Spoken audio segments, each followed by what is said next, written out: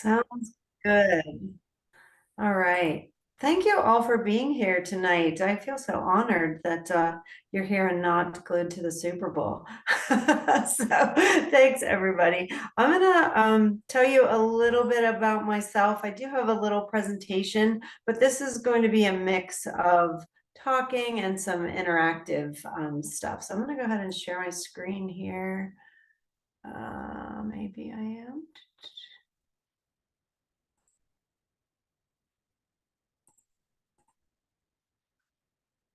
Okay, give me 1 second. Maybe I'm not going to share my screen.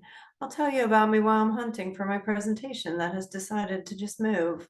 So my story is I've been a physician assistant for now going on, this is my 24th year as a PA. And my journey as a PA was pretty unique. I did a lot of international travel. I'm trying to get my, there it is. Tech and talking, not my friend. Yeah, slideshow, there we go. So my PA career took me overseas. I worked on a small Pacific island. I lived in Japan for a little while. I joined the diplomatic corps and I lived in Russia and Sierra Leone, and I just worked and thought that being stressed out, and I thought all of that was just part of, being a person in medicine. And I found myself really stressed out and burned out, but thought, okay, well, this is just life. And then I came back to the States in end of 2009, started working in Pittsburgh, and continued that life of just high-paced, energetic stuff that I just attributed to working in medicine. And around 2019, some personal stuff in my life just completely derailed me. And all of the things that I hadn't dealt with as a childhood trauma survivor and sexual abuse survivor came percolating up, and everything decided that I was gonna have an extra plate of stress and burnout. And I was in a really toxic job, and I thought, how can I take care of myself? How can I nourish myself? So I came back to yoga. I had done yoga on and off for years and decided that it was so helpful and so beneficial to me that I wanted to become a yoga teacher, not really having any idea what that meant or what I was going to do with it, but I needed that in my life. And after I got certified, I opened up my own business, Approachable Asana, mostly to put it on paper so that if I taught someone yoga, that they didn't get harmed or injured in a class. And I just wanted to separate my medical life from my yoga teaching life.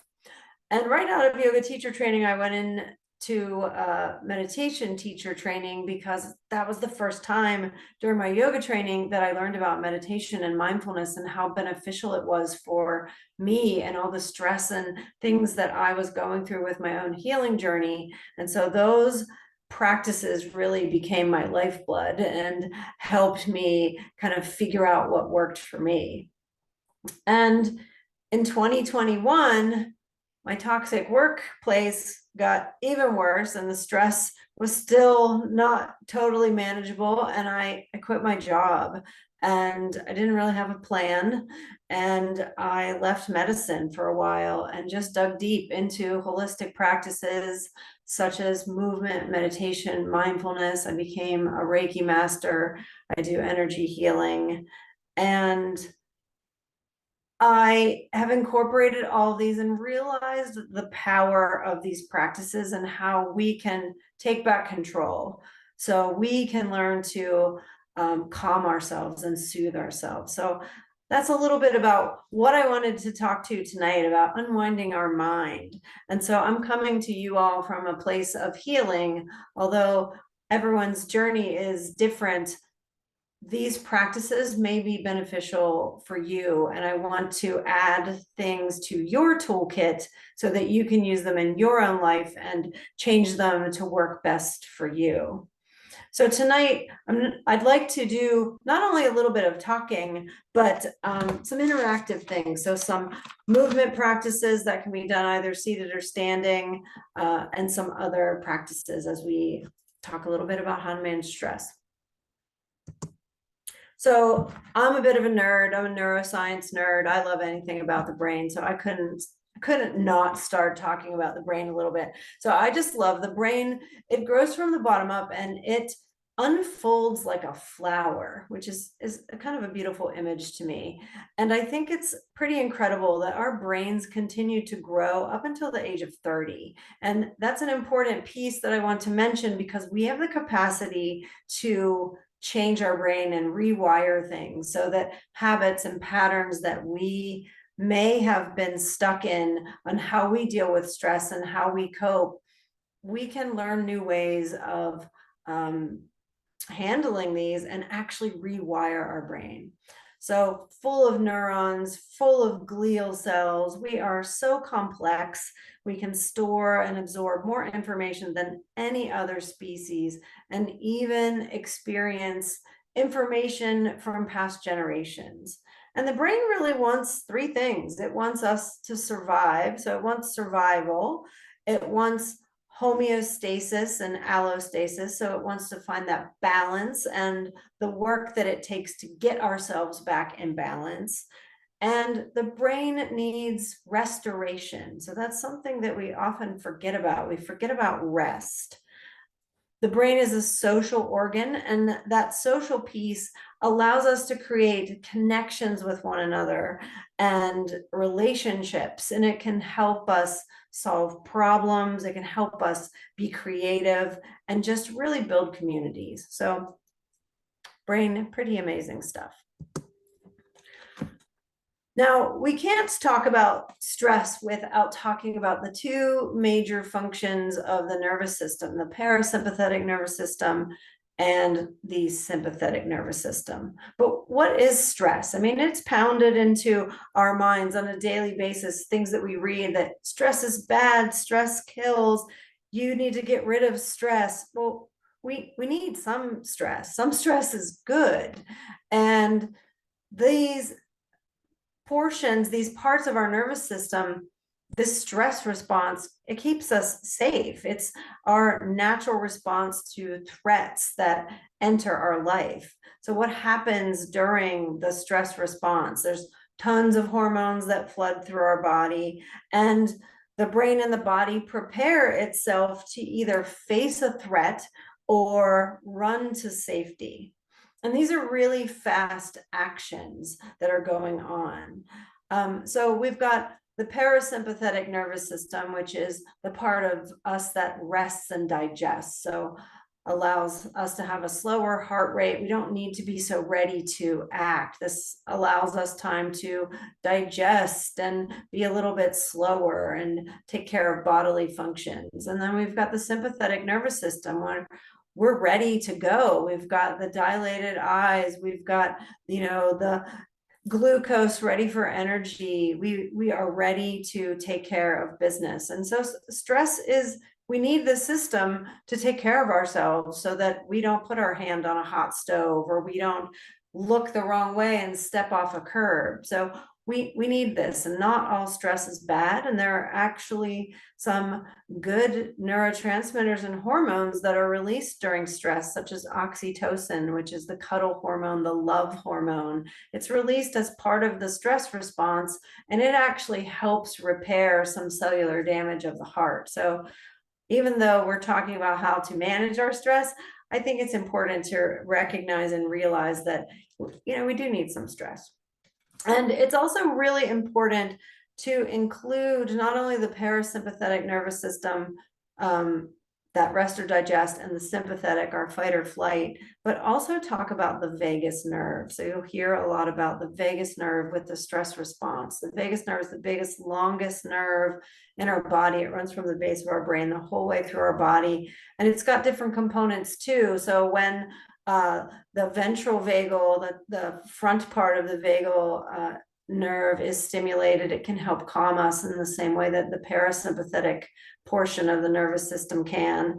And then when the dorsal vagal portion is engaged, it can cause us to be almost collapsed and not capable of movement or thinking with as much executive function as we would otherwise.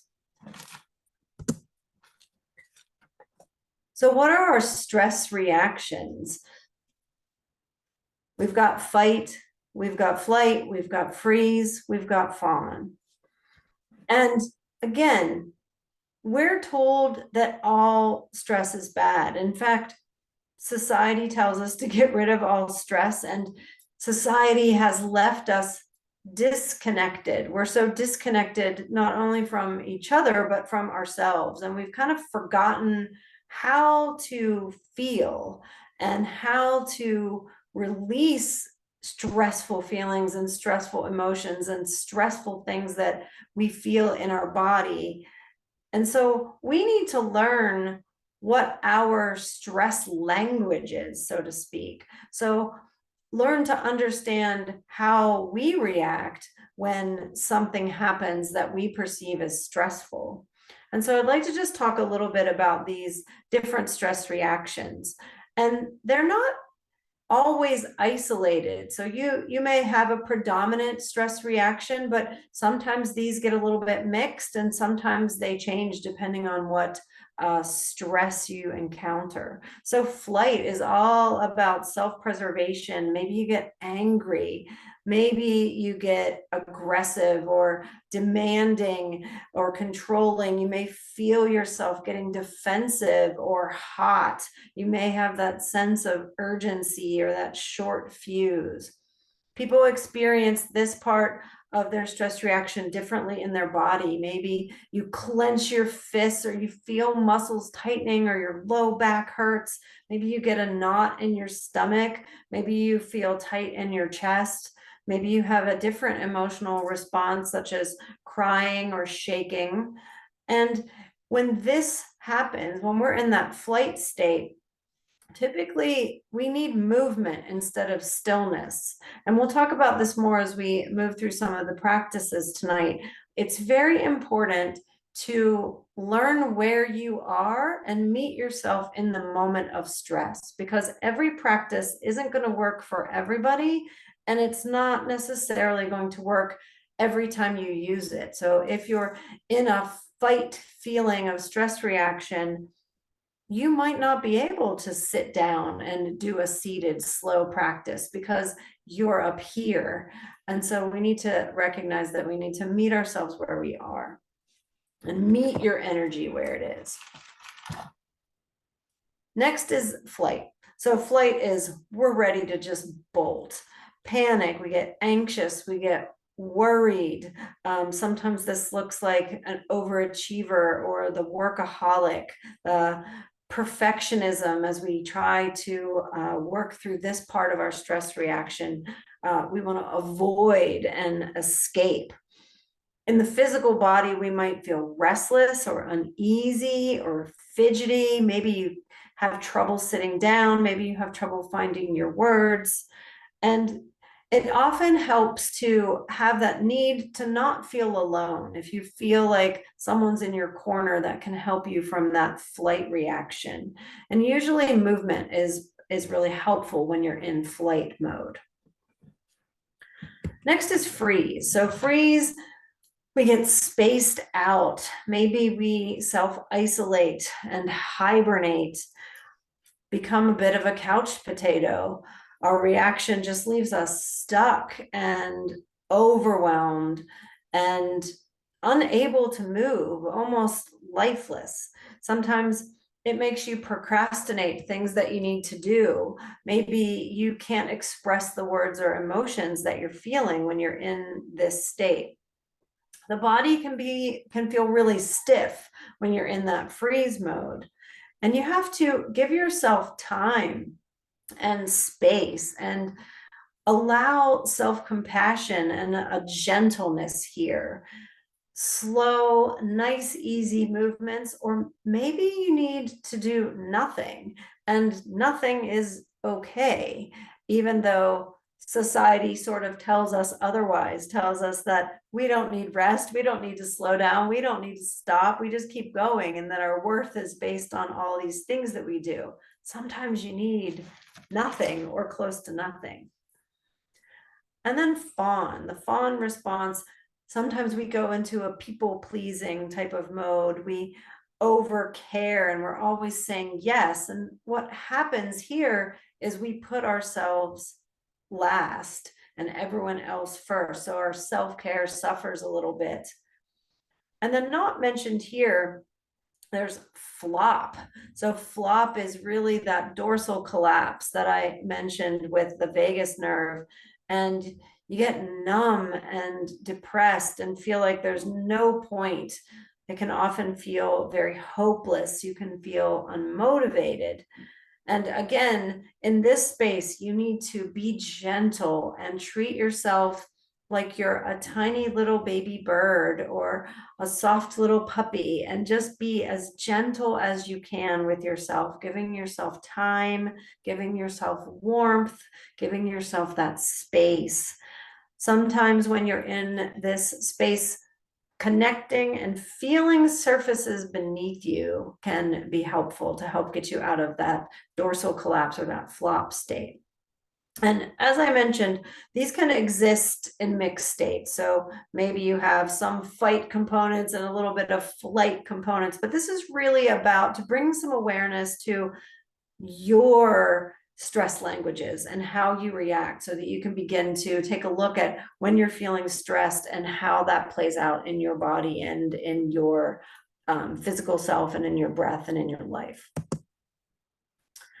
Now, this slide talks about the window of tolerance. So Dan Siegel uses this as to describe a state where we best thrive in, where we best function in. And as you can see, there's this little undulating line, and this slide is in particular relating to chronic trauma and chronic stress. So where we want to be is in that nice smooth curve. If we're in states of repetitive stress, we can have things, our nervous system either stuck on where we're hyper aroused and you feel anxious and vigilant and feeling really overwhelmed, or the opposite, you can get hypo arousal where you feel kind of down and flat, depressed and lethargic. Now, I like to think of this as paddling down a river. So if you think that you're in a boat and you're paddling down this nice wide river, you're able to take your time and nice smooth curves undulating through the water.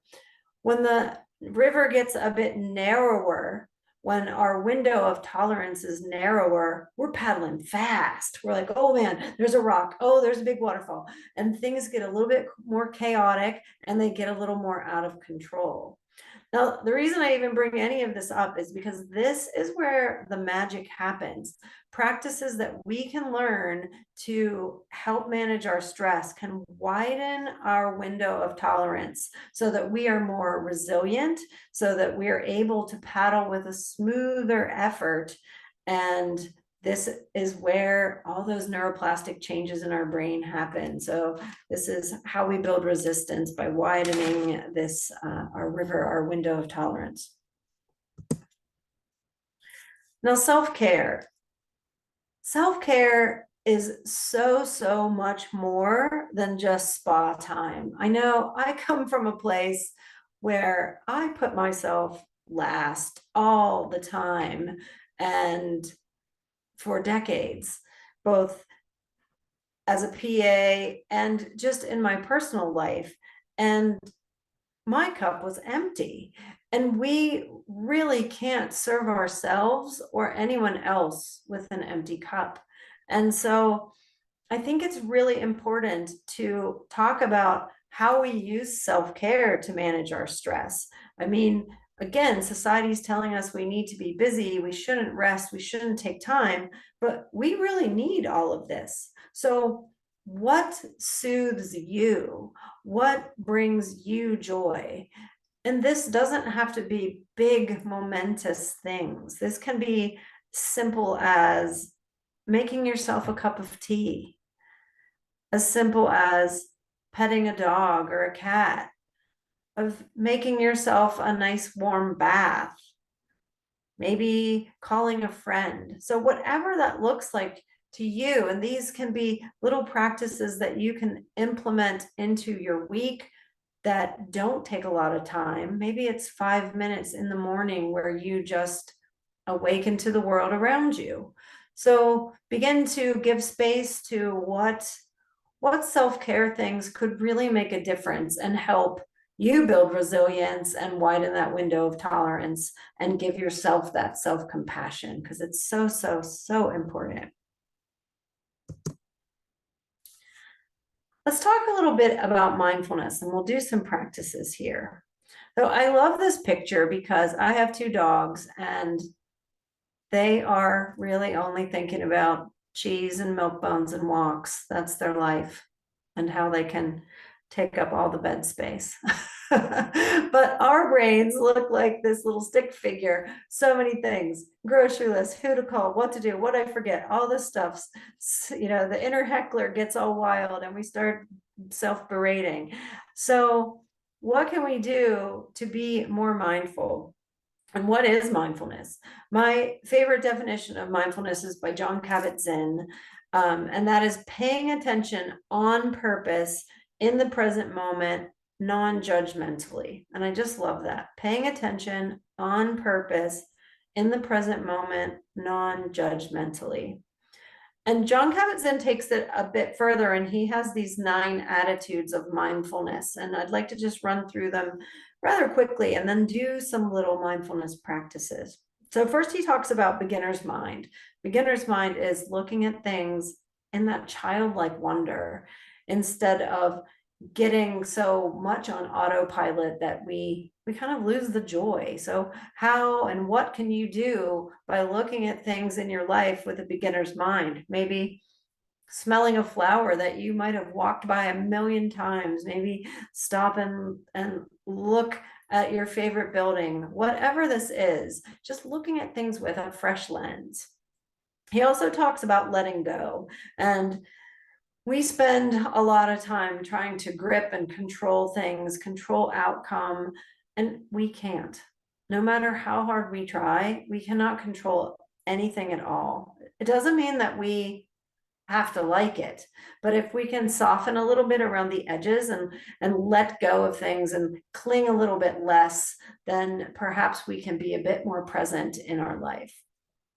He also talks about non-judging and non-striving. So judging, we do it all the time. We judge ourselves, we judge each other, we judge our own judging.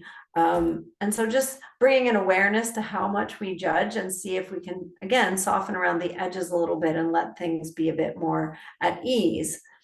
And non-striving, we're always trying to get somewhere to the next place. And what if we just let go and let things kind of evolve on their own?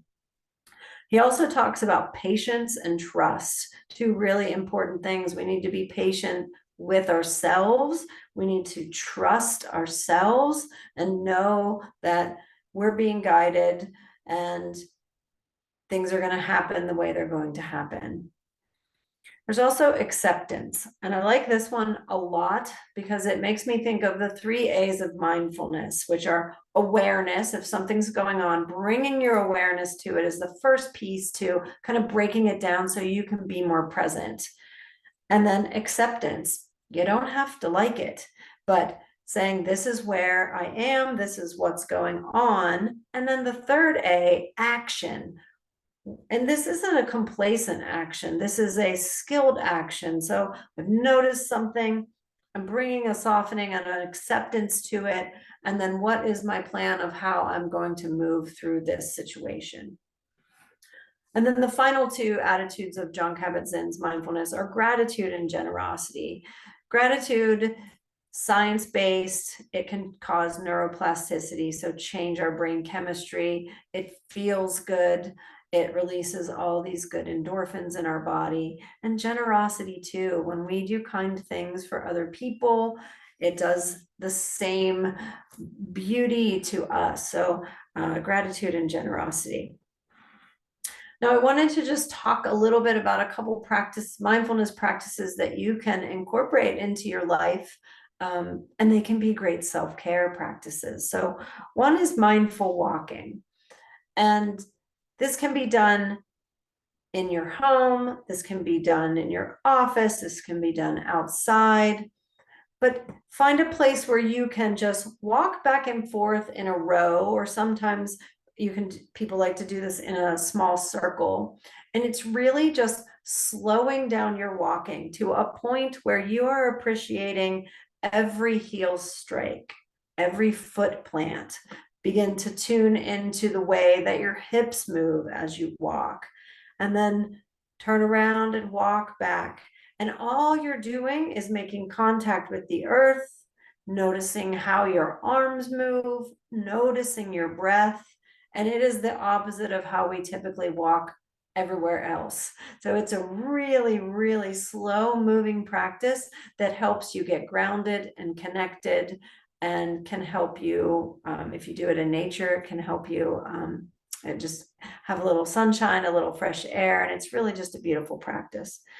And then the other one is mindful drinking. So this is a lovely morning practice, whether you're a coffee or tea drinker, but make even with a glass of juice, but making your beverage and sitting down for a few moments and going through all of the senses. Notice the warmth of the cup. Notice the shape of the cup. Notice the colors in the cup, any textures, how the light plays off things. You can give the beverage a sniff, take in all the aromas, and then finally taking a sip and noticing all those sensations. And just slowing all that down can give you this peaceful little moment of self-care that can be yours in something that you do every day, all the time, and possibly, if you're like me, grab it, gulp it out the door while you're in your car. So a practice that you can implement that doesn't take a huge amount of time. Now, one practice I would like to do is, wherever you are, go ahead and sit up nice and tall and roll your shoulders up, back and down. And if it feels safe and available, perhaps close your eyes or just soften your gaze. And just allow your breath to be natural. We're not doing anything to change it here.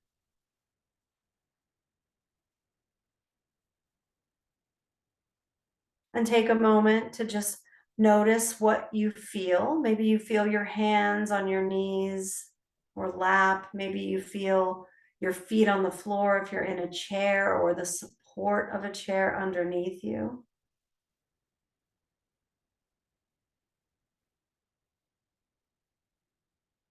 Notice what you hear around you. You can imagine that you can hear for miles away.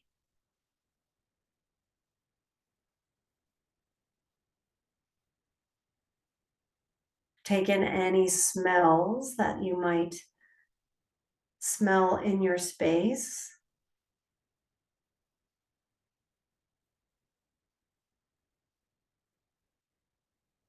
Notice if there's any taste. Maybe you just had a drink or a snack.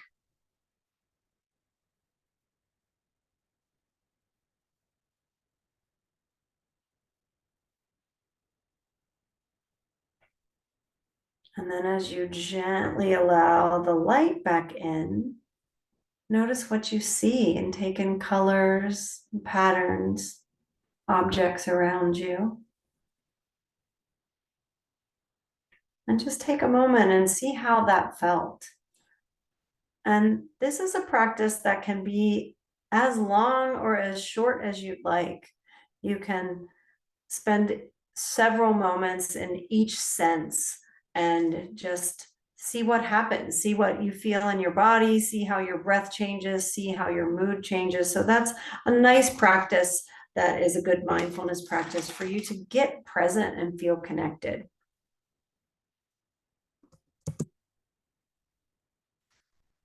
So breathing is an amazing way to help control our stress. And just like I talked about before, you need to meet yourself where you are.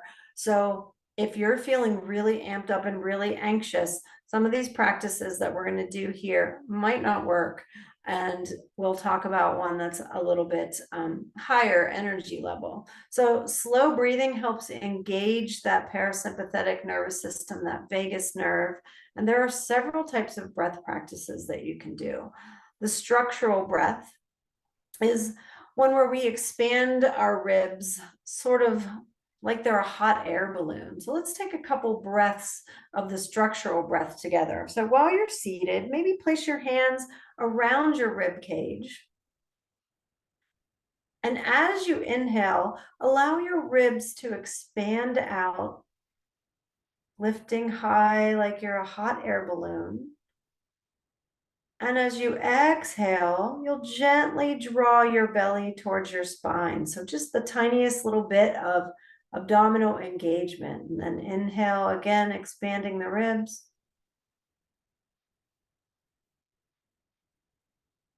And exhale, draw the belly towards the spine. And again, this breath can be done eyes open, eyes closed, seated, standing.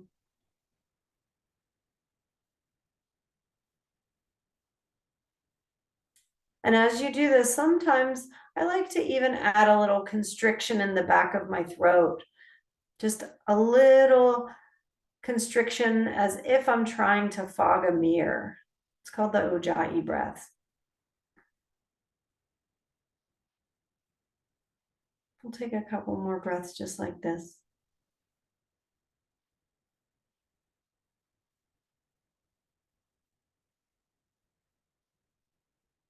And then just gently return back to your natural breath. You can release your hands. Just notice how that felt in your body. If you noticed any shifts.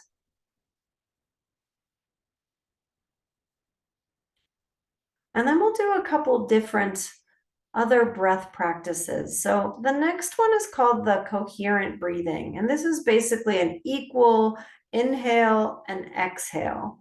So it's been shown that 5.5 breaths in and 5.5 breaths out is supposed to be some optimal breathing for us. I don't think there's a perfect breath. This is just, there's been some really interesting research on the breath, and the coherent breathing, that equal inhale and exhale, is really a lovely practice that can help soothe our stress. But by no means is one breath this perfect breath that you have to do. These are just all tools to put in your toolkit. So again, find that comfortable seat. And if it feels safe, you can allow your eyes to close or gaze to soften. And we'll move through a couple different breath practices here. So let's begin by just taking a big breath in through the nose and exhale with a sigh. You can take a couple more breaths like that. That simple act of sighing can help calm the nervous system. So it engages the vagus nerve and the parasympathetic nervous system. And then just gently return to your breath.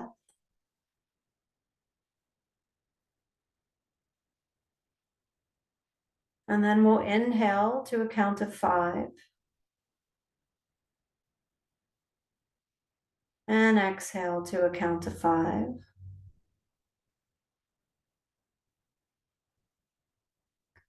Taking a few rounds with those nice equal breaths.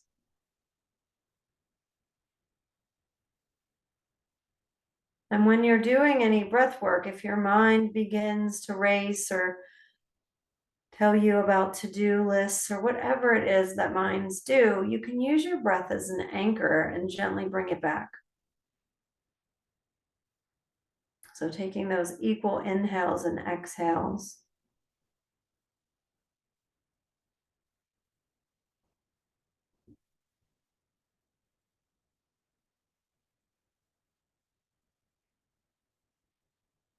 And we're going to continue our inhale, but this time we're going to change it up a little bit. We're going to inhale to a count of 4 and exhale to a count of 8.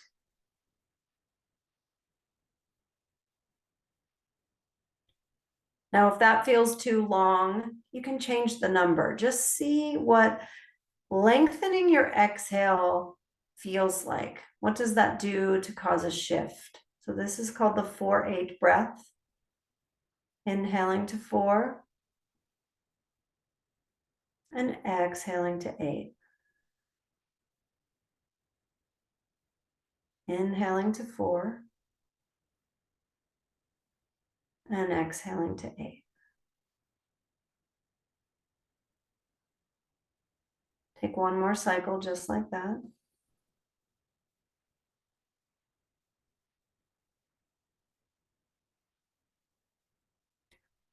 And then come back to your natural breath.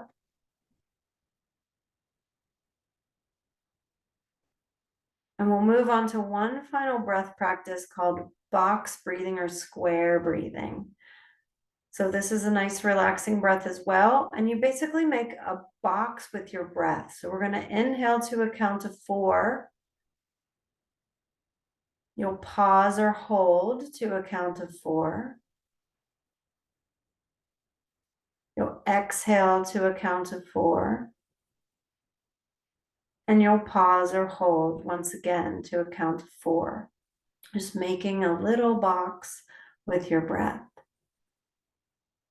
And again, this is very adaptable. If 4 seems too big, make your box 3 and 3, 2 and 2, 1 and 1. We'll take just 2 more rounds of box breathing.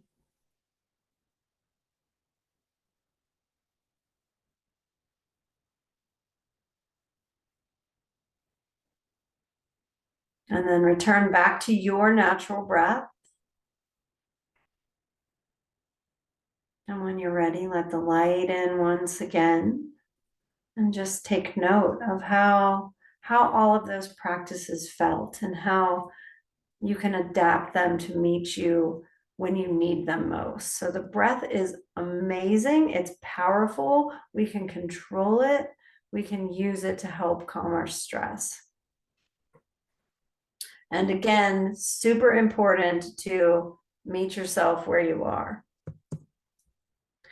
Now, in contrast, this is an uplifting breath, and this is my all-time favorite breath practice. So I'm going to stand up and demonstrate this. This can be done in a chair, does not have to be done standing, but it's called the breath of joy. And so I like to do this with my feet a little wider than my hips and a little softness to my knees. And this breath has movements as well as things that you do with your inhale and your exhale. So the inhale, you break into 3 parts. So your inhale is basically 3 sniffs. So it's, and then your exhale is a loud ha. Now, this can be as loud as you need. I'm not going to make it super loud or we will have 2 incredibly wild dogs barking. And this is a very uplifting breath. So I would recommend not doing it super late at night if you're going to do it very vigorously. Now, the arm movements that go with this correspond with the inhale. So first sniff, inhale, inhale, inhale. And then I like to imagine that I'm wielding a big sword and I'm sort of like Xena warrior princess and all of my stress is laying on the ground. So when I exhale, I go, ha, and chop it all up. So we'll do just 2 rounds of breath of joy. So go ahead and take 1 natural breath, inhale through the nose, exhale through the nose or mouth.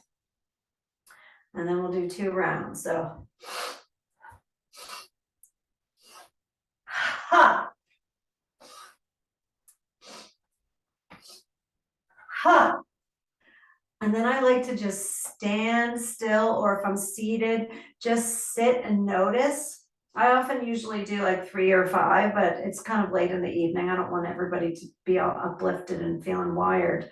But I like to just stand and just notice. Notice the tingliness in your fingers. Notice the awareness of your heartbeat. Every time I've done this breath practice, and taught it to anyone, they've not left without a smile on their face. This is a really lovely breath practice. It feels good. It is invigorating. It makes you smile. It can help relieve stress. And then we're going to do another practice. This, I'll stand up in a minute here, but I just want to talk about this. This, dating myself, but this reminds us of the stop, drop, and roll. And whenever we were talking about preventing fires and putting out fires, but this is stop, drop, and breathe. And this is a great like SOS plan. When you feel that stress kind of percolating up, what can you do to stop it and reclaim those moments so you don't end up in fight mode or flight mode or freeze mode or flop mode? So once again, the first step, it can be done seated or standing, is to stop and recognize like, oh, something's happening. I'm feeling the stress build up. First thing after you recognize that is to shake. So you just want to shake it out. Whatever feels good, shake your whole body, shake your legs. Oh, get it all out because you're discharging cortisol. You're getting it out of there. And then you do that as long as you need. And then come to stillness and drop into your body. And this is a great place. Maybe you need a few stretches. Maybe you drop your chin to your chest. Maybe you make a few circles with your neck or roll your shoulders out a couple times. Maybe you reach your arms up towards the sky. Whatever movement feels good for you. And then you find stillness again. And take 3 breaths. Nice big inhale through the nose. Exhale out with a sigh. 2 more breaths, just like that.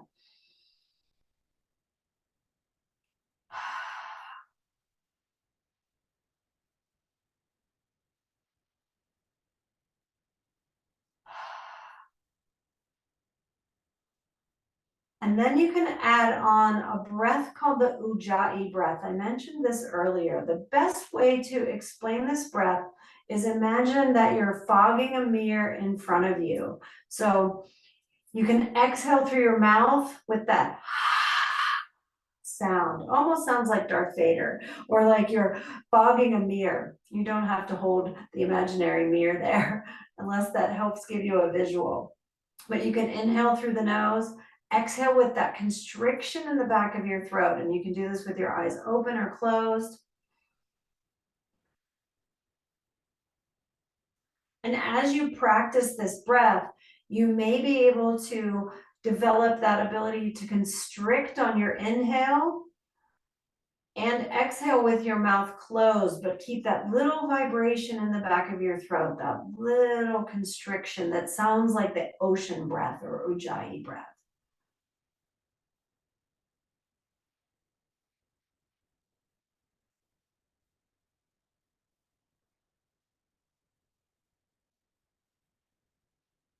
And again, you can spend several minutes here, no matter how much time you need. You can just tune into that breath. And then when you feel ready, come back into your body and check in. How does your physical body feel? How does your stress level feel? How does your breath feel? So this is a great practice that you can take little parts of it and use little bits and pieces, or you can put the whole thing together as your SOS plan, your sort of emergency plan when you're feeling really stressed out. Next, I wanted to just talk a little bit about energy work and Tai Chi and Qigong. So Tai Chi is more of a moving meditation. It's slow movements that are patterned with nature's movements. And Qigong, Qi meaning life force energy, and Gong meaning work or gather. And this is more of an internal process with external movement. So it uses an intention that is set as well as mindfulness. And so these are practices that you can also do anytime. You don't have to have any formal training to be able to appreciate and use that life force energy that is in everything around us. And so some simple practices that you can do them seated or standing. You can just stand with your palms facing forward, and again, eyes open or closed. And you can gently begin to lift your arms up towards the ceiling. And then flip your palms over and let them slowly float back down. And just moving with your breath. You can also feel your feet on the floor, that rooted, safe connection that you've got. And maybe as you move your hands, maybe you begin to feel some sensations of energy, some tingling, warmth. You can come back to stillness. And then you can gently swing, let your arms just rotate around as if your hands are moving through water. And you can even look around the room as you do this. And when you look around the room, that engages the orienting response of our brain, which tells us that we are safe.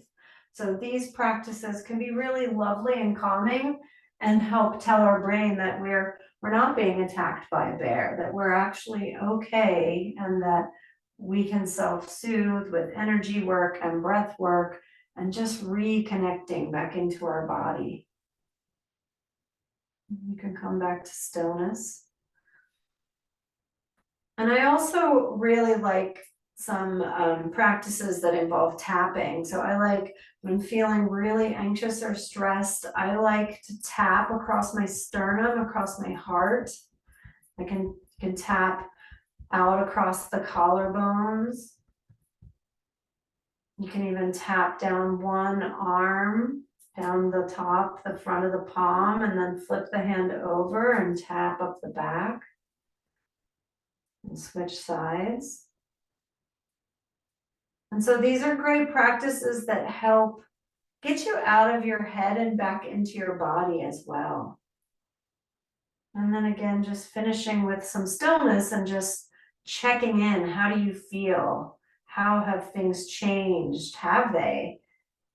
Do you feel calmer? How does your body feel? So lots of different practices that you can mix and match, so to speak. So more tools in your toolkit for stress. And then lastly, I wanted to talk about yoga, and yoga as a very broad term. I think it's a really important distinction to discuss exercise versus exercise. So we all know that cardiovascular exercise is good for us, but the piece of yoga that I find most beneficial for stress, I mean, yes, the movement piece, the asana practice is very helpful to us, but I love the inner size. So that ability for us to tune in and get to know ourselves and get to know our habits and patterns and what our stress triggers are. So that's really what I mean when I'm talking about yoga. Yoga helps us develop our ability to develop exteroception, so our senses that are bringing all these sensations in from the world. It helps develop our proprioception, so we know where we are in the universe. It helps us balance, and again, it helps interoception. So this is where that change happens, those neuroplastic changes, where we can tune into ourselves and widen our window of tolerance. And yoga, somatic movement, any movement at all can help us feel present and in control and be in the driver's seat when things feel like we don't have control of anything. It can help us regulate ourselves, regulate our nervous system. It can help us have that shared connection. It can help improve heart rate variability, which is that time between each heartbeat. And it can improve vagal tone, which is when we widen the gap between the heart rate on the inhale and the heart rate on the exhale, we improve our vagal tone, which can help build resilience. And then any movement, even the stuff we've done tonight, neurotransmitters are released. So we decrease cortisol, we decrease norepinephrine, that's all that fight and flight stuff. We increase GABA, which is an inhibitory neurotransmitter, which helps us kind of de-escalate. We get more dopamine, which we also get from petting dogs or hugging people or having our favorite food. So movement can increase our dopamine. That gives us that creative, that pleasure seeking, that curiosity. We also can increase BDNF, which is not a neurotransmitter, but it helps support neurotransmitters by forming new cells. And then any type of movement, yoga particularly, increases acetylcholine. So that really is the neurotransmitter of yoga. And any somatic movement, any tapping, any energy work, we're all going to get these good neurotransmitters, which can help us reduce stress, help us ground, help us connect, and help us breathe. And I just love this quote by Norman Deutsch: slowness of movement is the key to awareness, and awareness is the key to learning. So yoga practices that can help reduce stress, simple stretches. You can do seated stretches, seated twists, swinging like we did with our Qigong movement, that just gentle standing swinging. You can do seated cat-cow movements or standing cat-cow, which is exhale as we round our spine, inhale as we lift our gaze. This doesn't need to be a vigorous aerobic practice. We're doing gentle movements which help sync our movement with our body, with our breath, helps engage that parasympathetic nervous system and help our stress level. So no fancy yoga. Yoga is for everyone. I don't want anyone to think any differently. When I teach yoga, I impress that upon all my students. Like, props are your friend, and any movement is good movement. And then the final things I wanted to speak about are two really helpful restorative poses. This picture is constructive rest. So lay down on the floor or bed. You can take your feet wide and let your knees gently touch one another. And then I like to do, as in this picture, one hand on my belly and one hand over my heart, and spend as many moments as you'd like here. This is a very soothing, even 5 to 10 minutes can help rejuvenate you. It can help engage that parasympathetic nervous system, help calm you, helps you tune into your body, get out of your mind and back into your body and breath. And then the final restorative piece that is also one of my favorites is legs up the wall. And this doesn't have to be up a wall at all. You can do legs up a chair. So lie down on the floor, bend your legs, have your feet up on a chair, pad yourself however you need so that your height is good. And again, maybe you'd like to tune in, one hand on heart, one hand on belly, and spend as many moments there, 10, 15 minutes, incredibly rejuvenating. If you're in a place where you can be still, but really nourishing, can be profound self-care and can help us build resilience. And that's all I have for everyone tonight. I am happy to entertain any questions. These are my two dogs. They like to play blackjack. No, my partner's a photographer, so there are lots of silly photos of our doggos.